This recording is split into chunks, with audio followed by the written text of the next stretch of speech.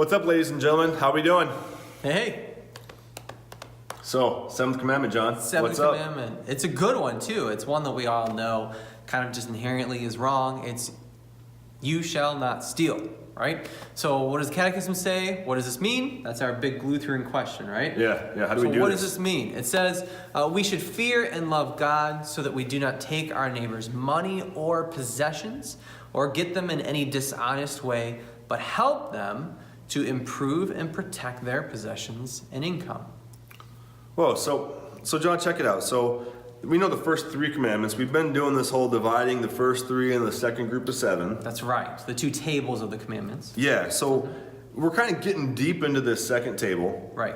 And what God's doing is he's protecting things. He's putting his blessings in our lives in these different ways. He's blessing our families and protecting our families. He's blessing our lives, our individual bodies with the fifth commandment, don't murder. Yep. He's blessed our spouse, the one we're going to marry and live and love with and serve. That was the sixth commandment. That was the sixth. And now the seventh, God's actually putting his blessing and his protection on your property, on our stuff. On your stuff. Like the stuff I got for Christmas? Yeah, like that's yours. Yeah, all that stuff?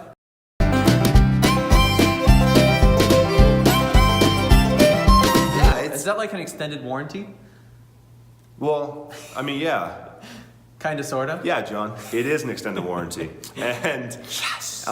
This is crazy. Think about the implications here. Not just for the extended warranty, but also that God cares about our relationship to this stuff in our lives, but also our relationship to other people's stuff. Yeah, it's important, right? So the commandment is you should not steal. Thou shalt not steal, right? Yeah. Which makes it seem like it's all about you taking stuff. Like, you know, you go to the grocery store and your mom says that you can't get any Oreos. That's really sad, right? But you decide that you're just going to go take those double stuffed Oreos, put them underneath your coat, and you're just going to walk out the door with them, right?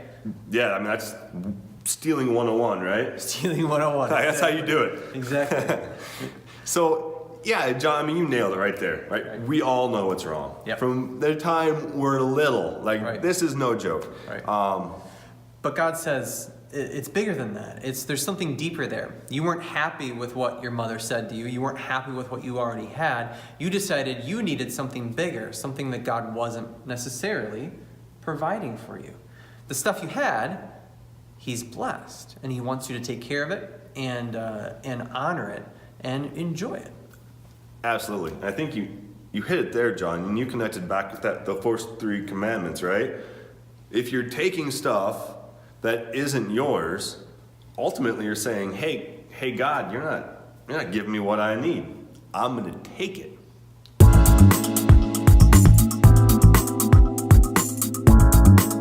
Right? From others.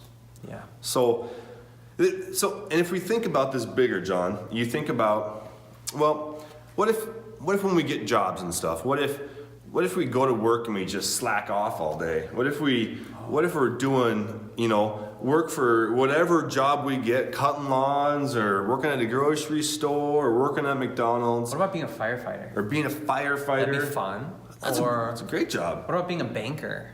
Banker? That'd be cool. Engineer? Or a teacher? Teacher. That's always fun. What about being a pastor? It's a good thing too. That's wild. So whatever you're doing, whatever you're doing, at whatever stage of life, when you're doing it, what happens when you decide to totally slack off? You decide that between noon and 4 is nap time, and you're still on the clock. You're still supposed to be working, and you just decide, well, I'm just going to take a nap, and you just go ahead and just do it every day. Your boss tells you stop doing it, you continue to do it. Yeah.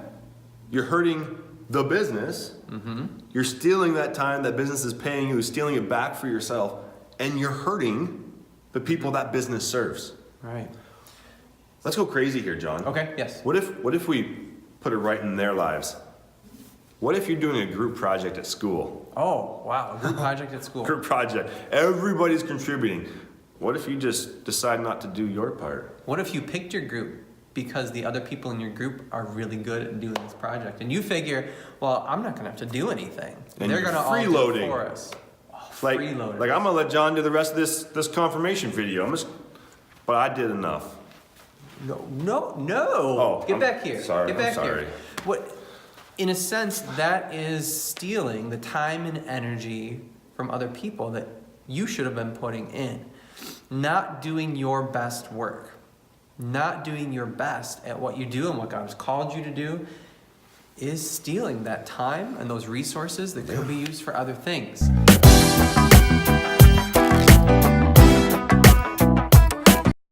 So stealing isn't just about taking Oreos from the store, right? It's not just, in our day, it was like illegally downloading music or things like that. Yeah. It's about using your gifts and talents to the best of your abilities all the time and not trying to get something for nothing when you're not.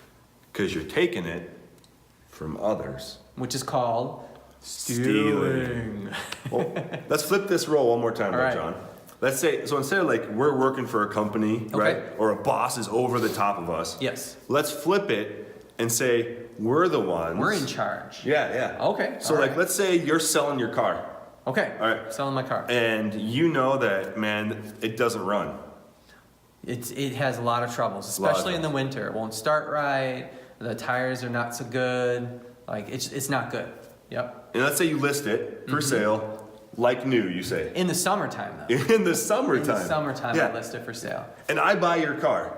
Not yet, because first I've told you it runs perfectly. It's awesome. There's nothing wrong with it, even though it never starts in the winter.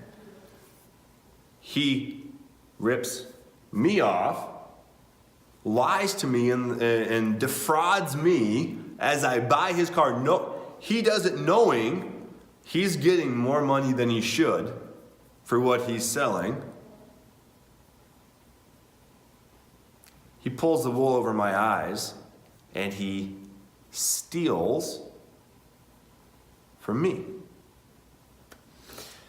In that situation, do you think you would know you were wrong? It depends, right? We might think that, well, you should have just been a better buyer. Let the buyer beware, right? Yeah. But at the same point, I did lie about how good the car was. And I knew, honestly, that I didn't represent my possessions that God blessed me with in an honest way. So I stole that extra money or that opportunity from you. Yeah, I mean, a lot of times, guys, and we fall into this. I fall into this. Whatever gets you ahead, right? Like both of us, man, we have what we get in our paychecks, and we want to make the most out of that. And so we think, oh, well, if I get a little extra over here, it's okay if it hurts them a little bit. It's their fault.